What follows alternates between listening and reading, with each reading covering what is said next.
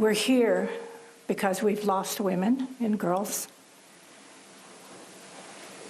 That's why we're here, and we can never forget that. Indigenous leadership, in accordance with the Manitoba RCMP, have created a joint action circle in hopes of addressing violence against Indigenous women, girls, and 2S LGBTQ+ people. The Manitoba RCMP is working with several Indigenous organizations in the province to prioritize areas of concern and develop strategies and action plans to address the ongoing issue of violence against missing and murdered Indigenous women and girls. The work of families who for the last 50 years have worked unceasingly to have a voice, to create space and create safety within our communities. The Manitoba RCMP have taken the 231 calls to justice and have come up with 10 core components where change can be made in policing, some of which include investigations, education, Indigenous units in policing, and recruiting and retention.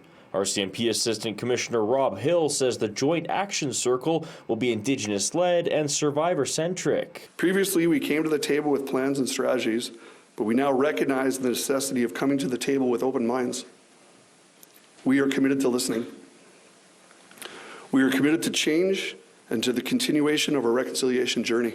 Hill says Indigenous women in Canada are 6 times more likely of being a victim of a homicide as opposed to non-Indigenous women. In the last 3 years, 21% of homicides within Manitoba RCMP's jurisdiction were Indigenous women, with 8 Indigenous women being killed in the last year. We anticipate the opportunity to work towards a common goal of improving relations for a more equitable, mutual, respectful, and trusting relationship between the RCMP and First Nations in Manitoba. Last year, Winnipeg Police charged Jeremy Skibitsky with 4 counts of first-degree murder in the deaths of 4 Indigenous women: Morgan Harris, Mercedes Myron, Rebecca Contois, and an unidentified victim named Buffalo Woman.